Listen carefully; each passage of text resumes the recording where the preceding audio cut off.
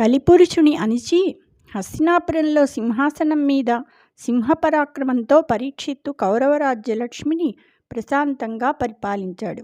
కృష్ణుని దయతో అశ్వత్థామ వేసిన బాణాగ్ని నుండి బ్రతికి ధర్మదేవతకు అభయం ఇచ్చిన పరీక్షిత్తు బ్రాహ్మణ శాపంతో తక్షకుని వలన భయంతో ప్రాణాలు పోతాయని తెలుసుకుని సర్వసంగ పరిత్యాగం చేసి శుకునికి శిష్యుడై పరమమైన విజ్ఞానం పొంది గంగా తీరంలో శరీరం విడిచాడు అని చెప్పి సూతుడు ఇంకా శౌనకునితో ఇలా అన్నాడు.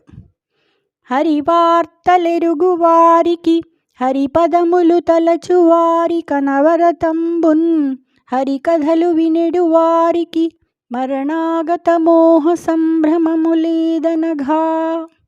పాపరహిత హరిలీలలు తెలుసుకునేవారికి, హరిపాదాలు సదా ధ్యానించేవారికి, హరికథలు వినేవారికి మరణం వల్ల వచ్చే మోహం కానీ, ఆవేదన కానీ, తొందర కానీ కలుగదయ్యా.